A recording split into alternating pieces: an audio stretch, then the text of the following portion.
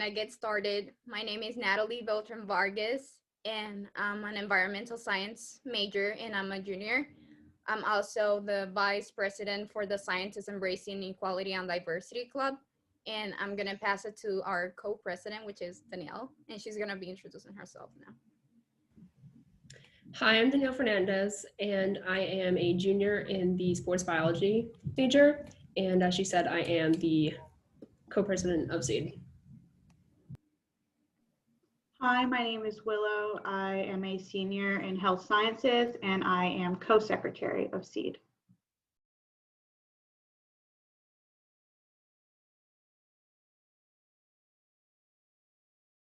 Hi everyone, I'm Charisse. I'm a volunteer tonight.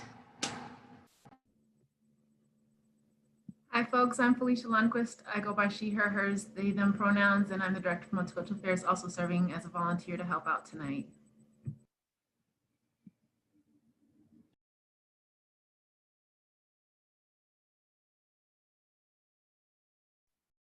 Okay.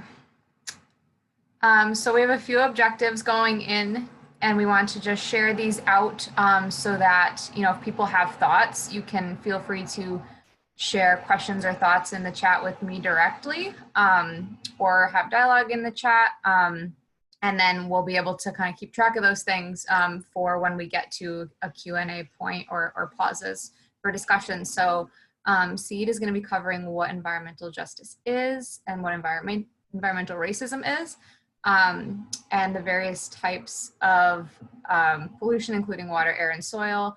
They're going to be talking about the father of environmental racism, the sort of global issue of environmentalism as it relates to race, the role of mass action, the role of the privilege of the people in this room to engage in mass action, and sort of, action steps, what we can do from here. So feel free to use the chat to engage a little bit, and I'll turn things, actually, I think we're moving into a game now.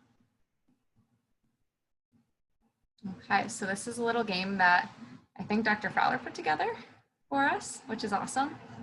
So if you have a piece of paper and a pencil or writing utensil, challenge yourself to see, where you're at. What do you know about this stuff? Can you match these locations around the country with these numbers 1 through 6, which are specific types of pollution or environmental crises?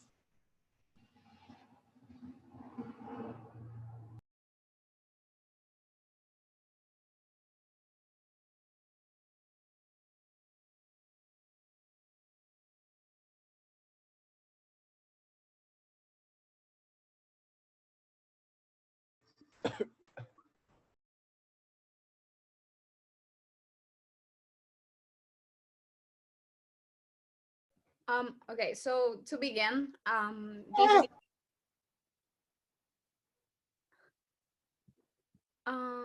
okay, so this is a quote from Dr. Robert Bullard, who is a father of environmental justice. In one of the interviews that he did, he said, America is segregated and so it's pollution. So when I was researching and thinking about this topic, I was wondering why and what is the meaning behind this quote. And one of the things I found out is that climate change, we know that is one of the biggest issues we're currently facing. And also that it is directly related to equity. And the thing is that the people who pollute the most is the people who is less likely to deal with all the issues. And I wanted to open this to everyone. And if you can think of an example of how America is segregated and you want to share your opinion, please feel free to do so and unmute yourself, or you can throw it in the chat for us. So if you can think of an example of how America is segregated right now, please share it with us.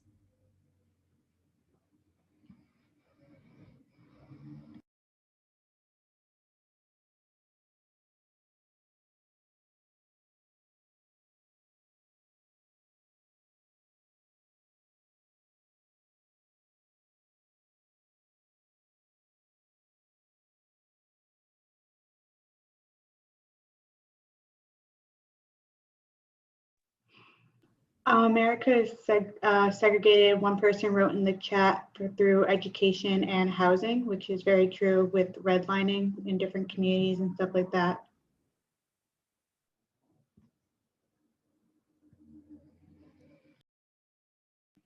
Another thing that I can think of is that, again, I was reading a lot and doing a lot of research about this, and there was one story in particular that kind of struck me the most, and it was a story from a lady from Africa town in Louisiana, and she was saying that she had 7 siblings, 5 of them passed away, and 4 of them died from cancer, and she's a cancer survivor.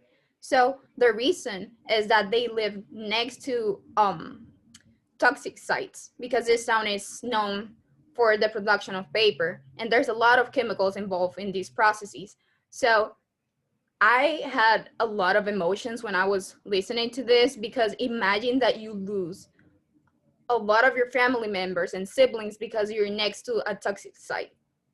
This is just an example of how America is segregated and how marginalized groups have to deal with things like pollution. And this is a clear example, and there's plenty of other examples, like low-income communities are the target of pollution. And if you guys, again, have any other ideas, please share it. I can read some of the ones that are being shared in the chat. One person wrote locations of facilities. Another person wrote environmental racism. Another person wrote the church hour is one of the most segregated times. There was also mention of food deserts and access to grocery stores. And then when another person wrote lack of regulation and where companies can dump waste end up in lower income areas in vulnerable communities, increasing the amount of health consequences.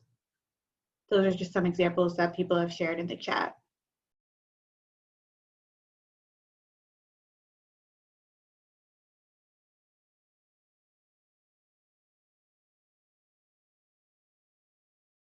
Okay, so is anybody else willing to share? So I will. For segregation in itself, we are, whether we like it or not, this is the fate of today's reality. We are segregated by our race, the way we identify ourselves, our religion or lack of one,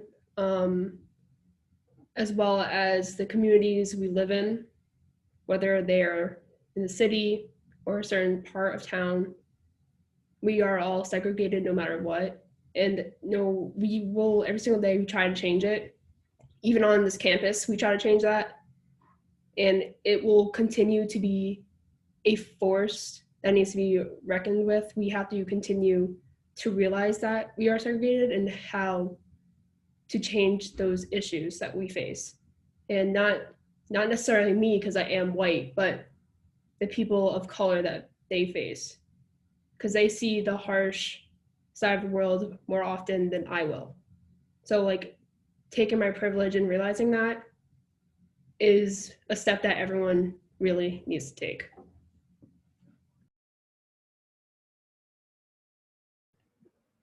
Thank you, Danielle.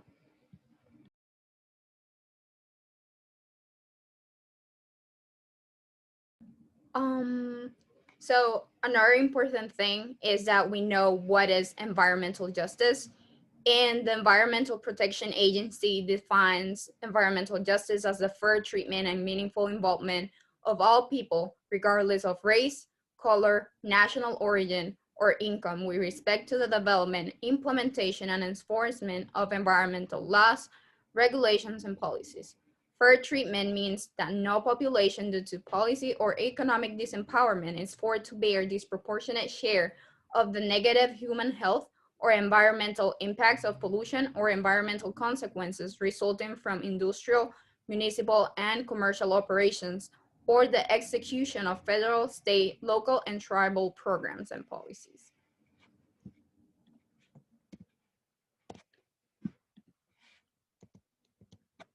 Okay, another important term that we need to know is what is environmental racism. So it's pollution-based racial discrimination. This term has been around for a long time, longer than we think. But its popularity began in the 1982 when in North Carolina, 120 million pounds of PCBs were dumped in an African American community.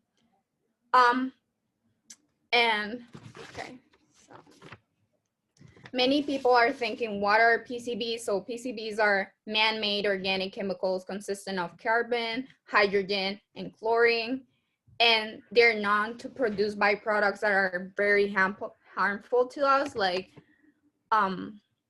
and then they also cause many diseases like anemia, for example. So we need to be very careful where these things are being dumped.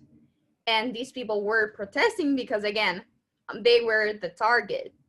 Again, marginalized for communities were the target of all these byproducts and things.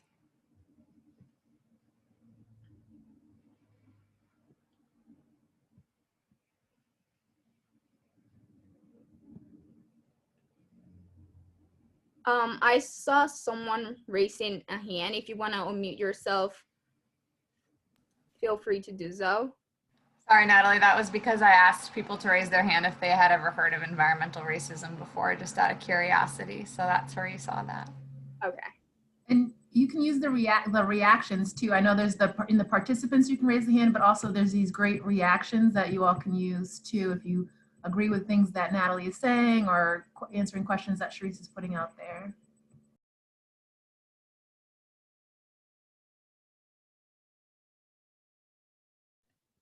So this is Dr. Robert Bullard. He's a role model to me because he evaluates the intersectionality of environmental issues and the health, our health. And he was born on December 21st in 1946 in Alabama. Here we can see some of the work that he's done. He's written 18 books talking about racial issues and social injustices. And he's a former dean of the Barbara Jordan Mikey Leland School of Public Affairs at Texas Southern University, professor of urban planning and environmental policy, founding director of the Environmental Justice Resource Center at Clark Atlanta University, and co-founder of the HBCU Climate Change Consortium. And he's done more than this. He's always protesting and using his platform to do good things for others and advocate for others. So that's why I feel like he's a role model to me. I'm an environmental science major, and this is what I wish to do in the future. And I hope that you all gain some knowledge from this.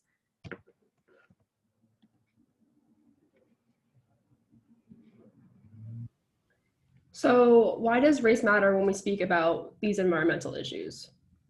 Those who come from minority groups, such as African Americans, Hispanics, and Native Americans, they're more likely to live in poverty, and with this poverty comes pollution. Pollution tends to be in areas with high populations of minority groups, and it's not them that actually causes all this pollution. It's usually white people. And white people experience 17% less air pollution than what they actually produce. So they don't always see the effects of what they cause. Every single day, we go about our lives and we don't really think about this. And I know it probably doesn't cross many people's minds. And if you're here today listening to us speak, and if you're white, I hope you really take all of this in and keep yourself in check and keep those around you in check. Because it is very important to maybe not you at the moment, but it could be you, and it could be your friends and the people around you. So to put in perspective of how crazy important this all is, a professor from the University of Minnesota, Jason Hill, found through research that there are more deaths at 130,000 per year from air pollution than from murders and car crashes combined, which is like pretty mind-blowing.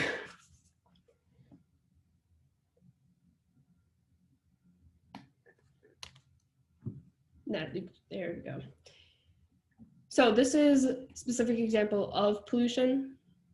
And I don't know if probably most haven't really heard of the Standing Rock Reservation and the Native Americans' fight to preserve their land. But in 2016, they were trying to dig pipelines across their land. And it just shows the disrespect that people have for them and for their land when our ancestors were the ones that invaded this country or their land before. And it just shows that if we can't respect them now, like so many years after, like why haven't we grown as people and as a government? And why are we still fighting them for what is rightfully theirs? So right here in the photos, you'll see them protesting peacefully, standing with their people, and then the military was called in to stop them, to get off that land because they were gonna dig it and put the pipelines in. Effectively, the military went against their peaceful protest and responded with force.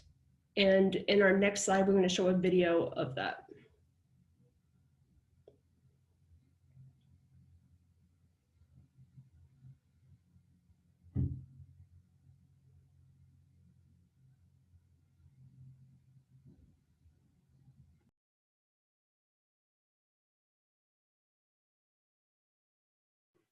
So this slide shows a little bit.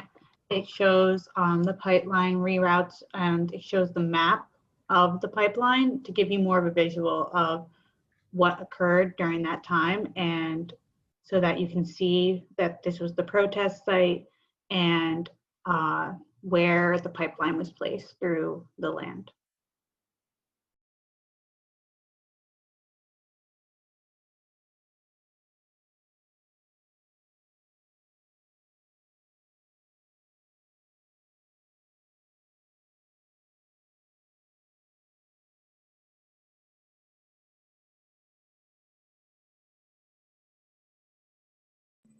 There are some good comments in the chat. I'll just read it. A sad fact is that pipeline has leaked into their water supply. And then also Dr. Logan says outside of Standing Rock, parts of the land was taken from the landowners by the federal government using eminent domain.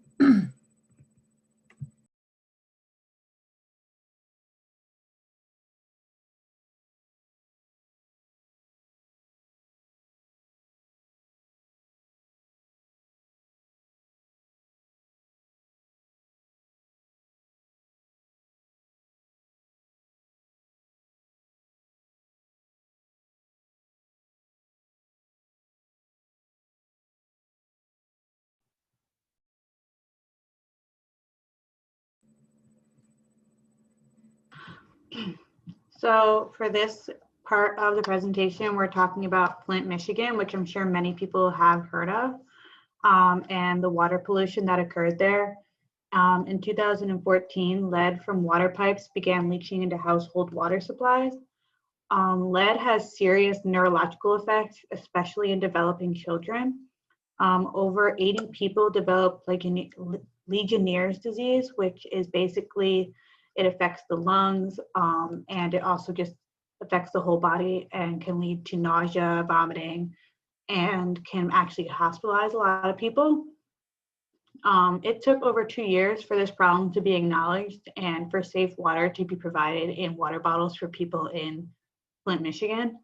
It's kind of shocking the fact that there was such a slow response to this major crisis.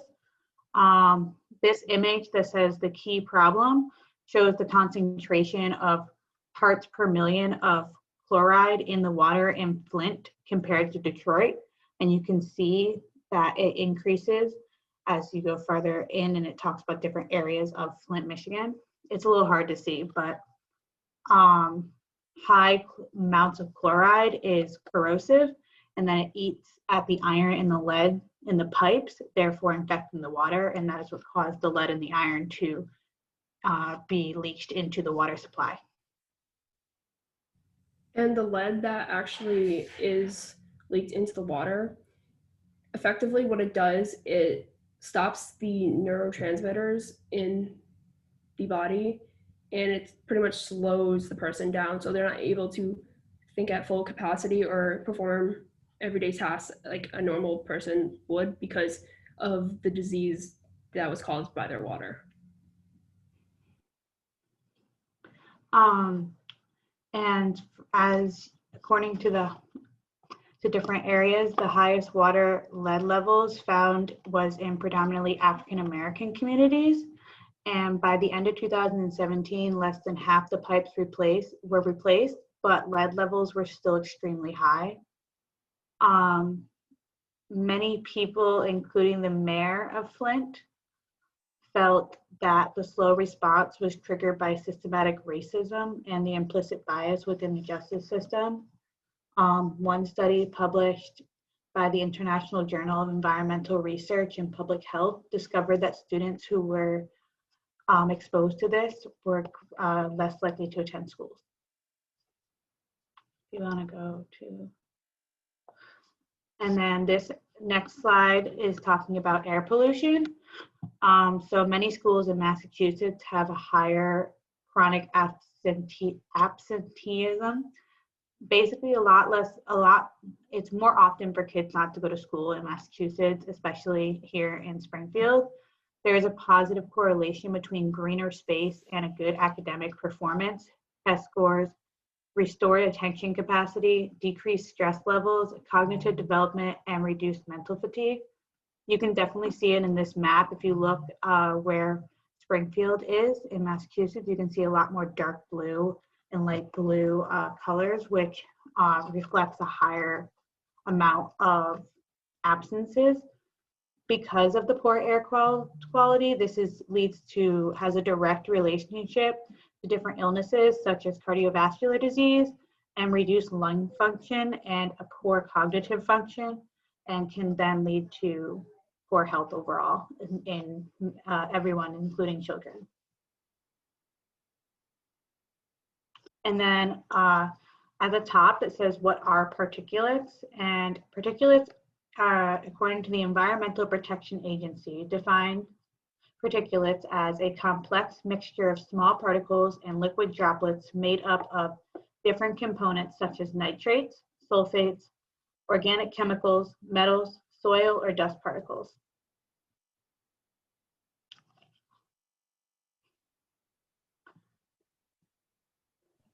So this example is environmental racism in a Harrisburg, Manchester's neighborhood in Houston. And this community is 98% Hispanic, Latinx, and many fall below the poverty line. And this is a community made of 455 homes, so it's small. So people living in this community is surrounded by 21 toxic release inventory sites, 11 large quantity generators of hazardous waste, 4 facilities that treat, store, or dispose of hazardous waste, and 9 major discharges of air pollutants, and 8 major storm water discharging facilities. So there's a story behind this that I personally I can relate to, and is that the people living in this area are mainly Spanish speakers. For the people who know me, I grew up in Puerto Rico, was born and raised there, and English is my second language. Most of the time I'm speaking Spanish, and only when I have to speak English. So what happened in this community was that a lot of major industries and companies failed to translate paperwork in Spanish to these people. So they were signing the papers without knowing that they were allowing these people to do and construct toxic sites next to their homes. So imagine how would you feel if you're signing something and you don't know what it means. So, and I have a lot of feelings towards this because I go through this all the time because I have to translate important documents to my mom. And I feel angry because how can you do this to people? How can you allow this to happen? And that's where allies need to come in, and you need to be an accomplice, and you need to use your platform and advocate for those who need help and need your help as an individual and also collectively, because you might think that, okay, me doing this it might be small, but when we do it collectively, we can make change. And yeah, I just wanted to give you guys the story behind this and how it particularly relates to me. But yeah.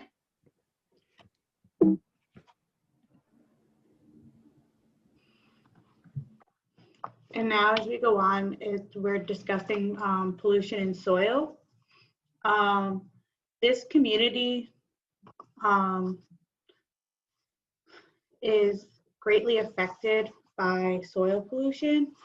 South side of Chicago, which is 97% African American, and most of their public housing is developed on toxic waste dumping grounds, and they continue to have effects on their body and long-term effects with cancer and things like that due to the exposure to different toxic chemicals that they're exposed to.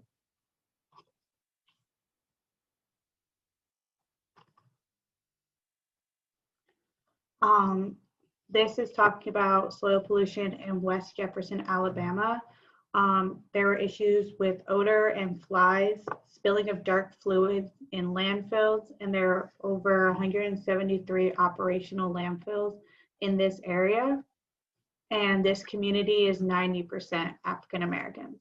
And many people are leaving their homes due to the soil pollution because of the effect it has had on them. In April 2017, a group of the residents claimed that Alabama's tolerance of the Stones Throw landfill had caused chronic illness such as asthma and cancer. So it clearly is greatly affecting the community, and it is a predominantly Black community that is being affected by these landfills and by this soil pollution that is not being regulated or handled properly, and it is having detrimental effects on people's health as a whole. I just wanted to briefly add that there's videos about this, and one of the videos, one person was saying that the odor, it's so bad that she was thinking about moving. So again, here's another example. How would you feel if you would have to move your home and where you live because the smell is too bad for you to be there? So again, if you guys can think about this and meditate and think about how privileged you are right now because you live in a place where you don't have to deal with a bad smell bothering you.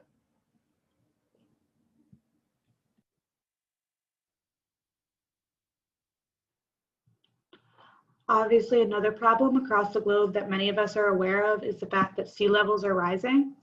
And according to the National Oceanic and Atmospheric Administration, with continued ocean and atmospheric warming, sea levels will likely rise for many centuries at rates higher than that of the current century. So we all hear about this, and I feel like we've heard about this a lot throughout our lives, but we don't realize the effect it is having. And the Marshall Islands, which you can see in this image on the slide, is located in the Central Pacific Ocean, faces regular flooding, and sea level rise could make the island uninhabitable by 2050. So this is somebody's home. This is a community, and because of the sea level rising, they could be completely pushed out, and their island, their home, their culture, everything can be flooded over. And these people are the people who are affected by it, but yet they're not the ones creating this high level of pollution that is causing this issue, but they're the ones who are feeling the effect of it.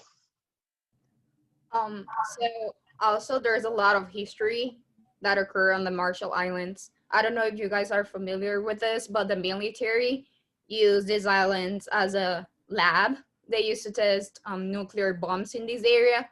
And one of the, there's many islands here, as you guys can see. But each island has their own traditions and their own culture. So there was an island, the name is Bikini, that the people from this island had to move because the radiation was so high that they couldn't live there anymore. And this is something that the United States did. Of course, there's a lot of politics involved in this, and there was a lot of repercussions about it. But now they're gonna have to move again because of climate change. And United States, it doesn't have the largest population, but we produce a large amount of waste. So maybe not directly or directly, we're contributing and causing them to have to move. So they're gonna be suffering a second cultural shock. So they're gonna have to move again, find another place to live, because we haven't done anything that will change, that will cause change. But yeah. Also, financially speaking, it's not as if they're getting any help financially or getting any help to be able to do this moving and relocating. They're just required to do it on their own. And it's because their lives are at risk, their health, their lives, everything. And so they're being forced out with no help whatsoever. And they shouldn't have to be forced out anyways, but they're putting people in a very hard situation through our pollution and the rise in sea levels.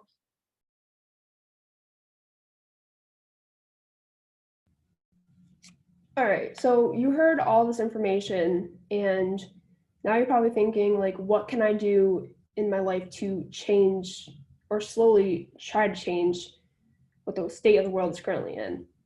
So one thing we can all do, whenever you shower, take shorter showers.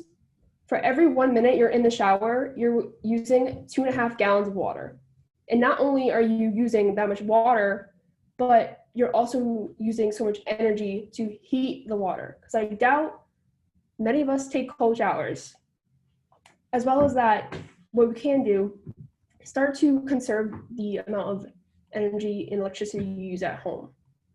I know that there are appliances that obviously will use higher amounts of electricity, but I know that in most of Massachusetts and Rhode Island, National Grid, if you were to buy new appliances that are energy efficient, they will offer you a refund for money.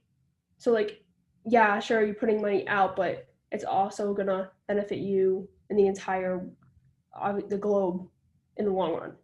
So like small changes like this, as well as limiting your driving. So if you're going out to the grocery store, make sure you make lists and buy everything you need. So you don't have to go out, run out again to get things. The less we drive, which as Americans, that's pretty much all we do every single day. Usually people are driving somewhere. We can start to limit the amount of emissions we release into the air. Another thing is to check your actual vehicles that you're using and make sure that there's no leaks in them, as well as the tire pressure is correct. Because if you guys didn't know, if you do have lower tire pressure, you can actually be using more gas than needed. So like these basic things can keep us in check. But guys, this Tuesday, it's election day. Everyone needs to get out there and vote, because this upcoming election, people should be voting like our lives depend on it. Like, it's major. And if people aren't out there voting, whether it's in person, early voting, mail-in ballot, whatever it is, as long as you're doing it, it will help make change and try to open lights, like the eyes of people that are in our government, whether it's city, state, or federal. So please get out there and do it. Also related to environmental justice, another thing that we can all do is educate ourselves. I feel like even with this presentation, you all now have a little bit of knowledge, or just more knowledge about the topic that you can share with others. There are professors in our audience, there's staff members in our audience, there's students. So for example, I'm a student leader, so I can use my voice and share this information to somebody else and share with someone who doesn't know about this. We can go out there and protest. We can do programs like this to educate other students. And there's many things that we could do, but if you don't know with what to start by educating yourself and use your platform, use your voice. Like I said, there are professors here. You communicate with your students a lot of time. So communicate and talk to your students about environmental justice. Talk to them about in which ways we could do better as individuals and as a community. You as a student, if you're a science major, you're learning about, you probably have heard climate change and learn about this. Share your knowledge with your friends. There's moms, dads, cousins in this call that can share the information with their friends and family as well. So I've been talking a lot about individual and collectively doing things because that's how this is how it works. That's how change works. So I encourage everyone to use their platform and to use your voice to do good for others and to advocate for those who need the most. Also, if any of you would like to add anything about how you particularly want to do change and what can you do as an individual, feel free to mute yourself and talk about this and share your knowledge and opinions.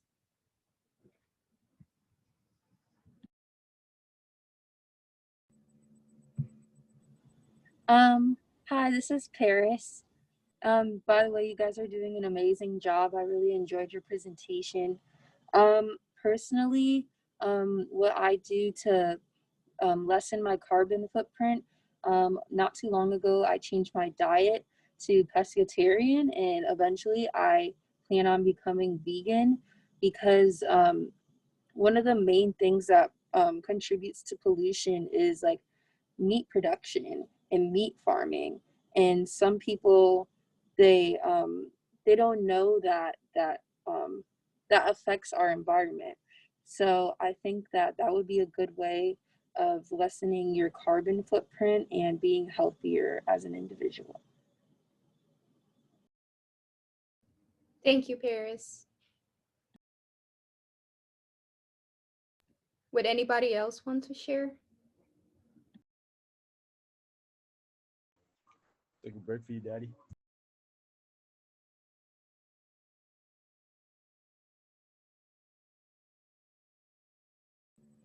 I think taking public transportation, or like I started to bike ride over the summer a little bit more downtown instead of, driving. Those are some small steps that people can take, like utilizing public transportation, or we used to call it ankle express, take a walk.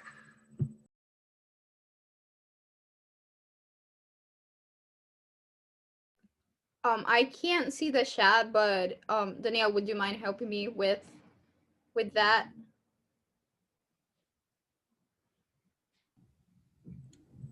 Yeah, so they brought up again, like Sharice brought up, like meat farming and how it's another segregated area, and how there's dangerous working conditions that come with it and permitted by racism, which is usually those who don't want to do the jobs that have to be done are people that are from minority groups.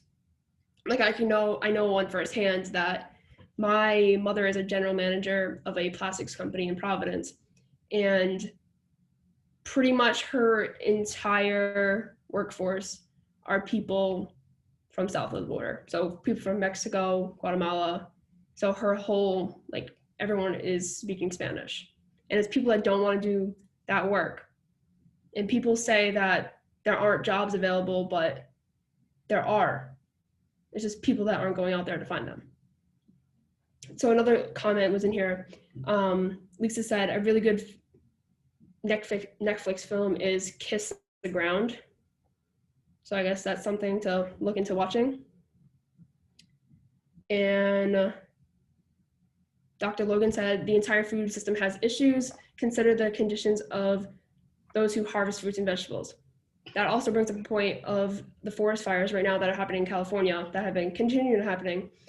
The people that are picking our fruits and vegetables happen to be people of color. And they're working through the smoke inhalation and still getting our food. So like, yeah, the food is here at Cheney, the food's at your grocery store that you're picking up, but you ever think about where the food's coming from and who's actually doing the work to get it?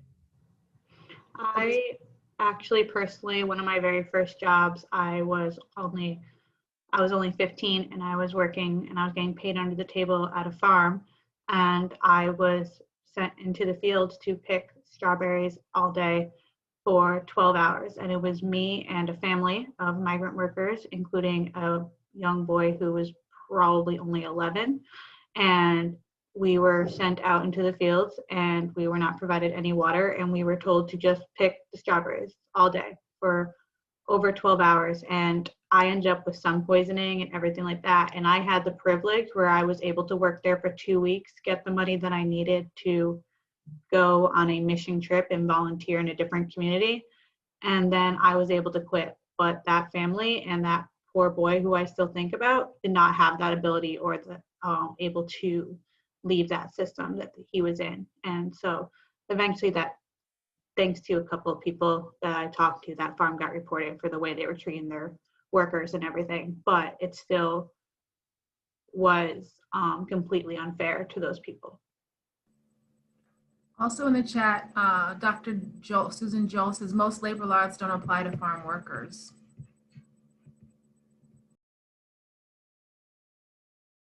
That includes protection from chemicals, right? If you're thinking about crop dusting or laying pesticides, there's no rules about whether workers can be working in the fields or not. There's no requirements for toileting or water. And I was just recently reading a story about how, as part of the pandemic, they are in certain parts of the country where migrant workers are still working, they are basically keeping them imprisoned on farms as a way of not, supposedly controlling the virus. So they can't go to the grocery store, they can't go to CVS, they can't go anywhere. They're just stuck at work. Something else that was brought up in the chat, well, first, thank you for that. And another thing that was brought up was from David, and it was, do people realize that there is a natural gas pipeline that runs through the neighborhood here and through campus? There are a few in the city and significant industrial sites all around Springfield, which is something that I don't feel like a lot of people are aware of. And the level of pollution here in Springfield, like as a whole, and how high it is, especially the air pollution. I was actually discussing this with some of my coworkers at Duncan here on campus today, and how high the air pollution is and the effect it has on health as a whole. And I've noticed since coming here in my 4 years an effect on my breathing and the lung conditions I get. I got bronchitis and pneumonia for the first time ever my freshman year of college here. And now I might have asthma, like undiagnosed asthma. They're figuring it out. And I did not experience any of that until actually coming to school here. And that's the severity of the air pollution.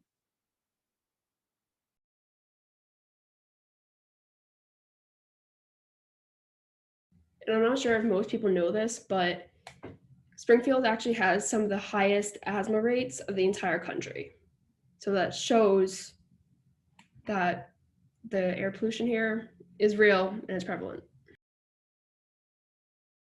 One of the workers at Duncan was talking about how her son, she has 4 kids, and 2 of them all have really bad asthma.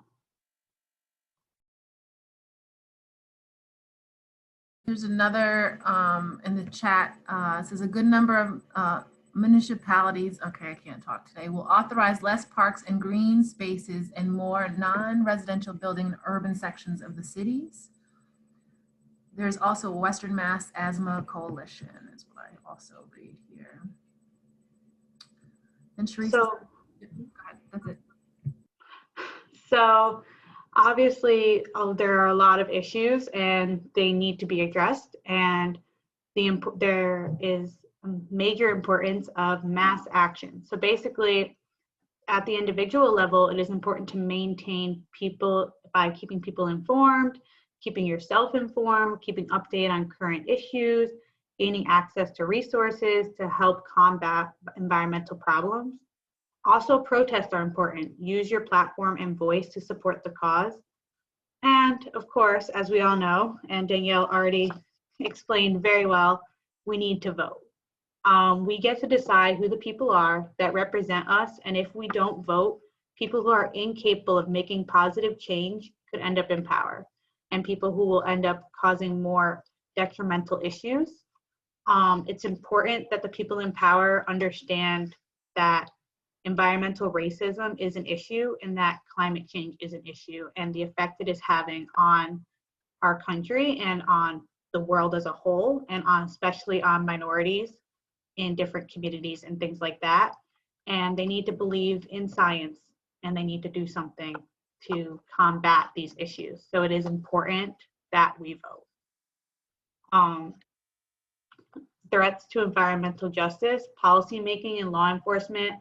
People who hold power have economic stability and will have more protection because our society isn't equal. So they don't think about, they think it's okay to make certain policies and laws because it doesn't affect them directly, but it ends up affecting other people, and it's usually minority groups and stuff like that. And so these policies, basically there needs to be a lot of change done in order to try to end environmental racism and to help with climate change and environmental issues in general, and just systematic issues in general here in the United States.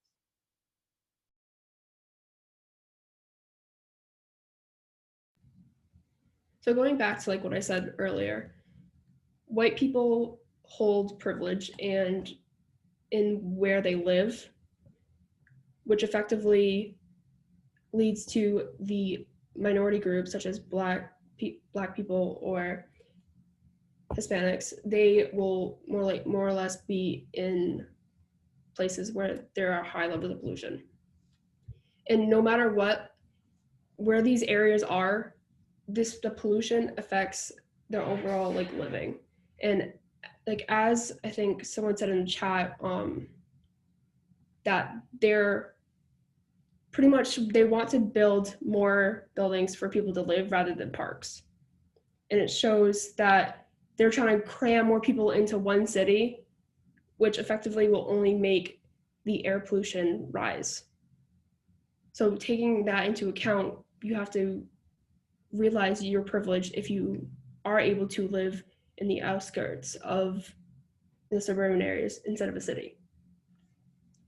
And if you look at all the studies that have been done, people of color, majority in the whole country, live in places where there are pollution.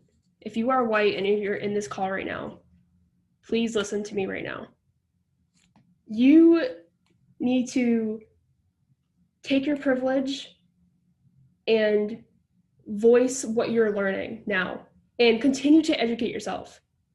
If you don't, how is the world going to become a better place? How is the city around you going to become a better place?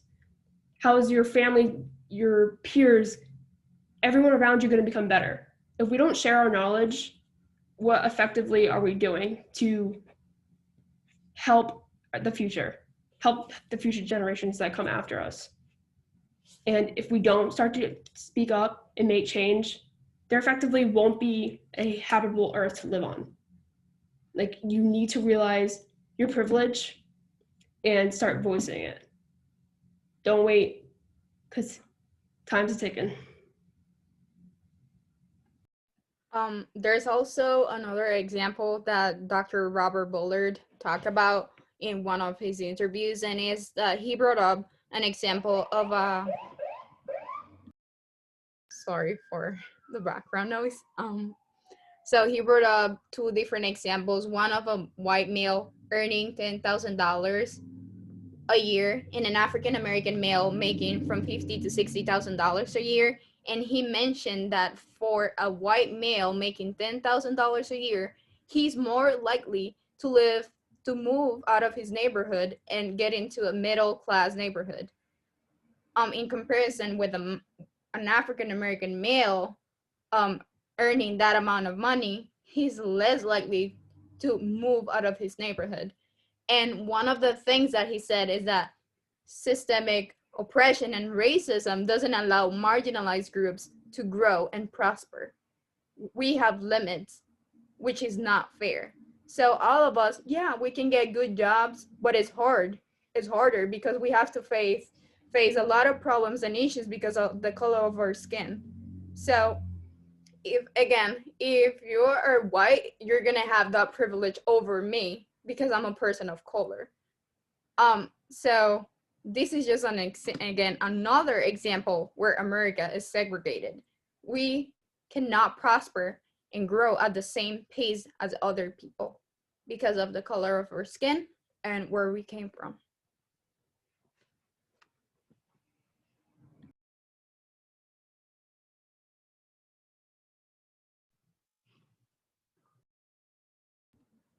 So to conclude, this is a picture of Dr. Robert Bullard webpage. A lot of the information that we share with you all comes from there. I encourage everyone to look at it. It's great. There's a lot of articles to read about. There's videos, there's books, and yeah, if you want to learn more about it, I can also send the PowerPoint that I have right now with you all. You can share this with your class friends, with anybody. I'll be happy to send it to anybody. So Natalie, you don't even have to do that. We'll take it and we're going to upload all the resources. So you don't have to send it to anyone. You've been doing, you all, Danielle, Willow, Natalie, amazing jobs. Dr. Fowler, thank you. All the resources will be shared along with the recorded session of this. So don't even worry about that. We got you. And also I wanted to have, if any of you have any opinions they want to share on what they learned and their own experiences with environmental racism or racism in general, you're more than welcome to. So now we have so a couple of minutes to talk about this, so please share. And yeah.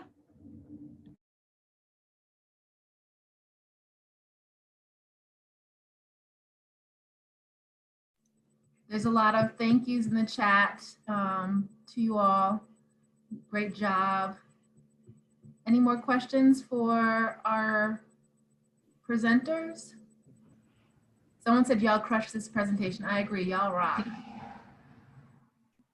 Also, if you're taking anything away from this presentation, please take away that, especially if you're white, that you have privilege and that environmental racism is a thing and that you need to do something about it.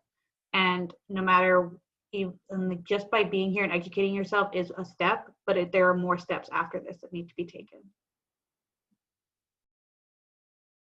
Also, thank you all for coming and supporting us.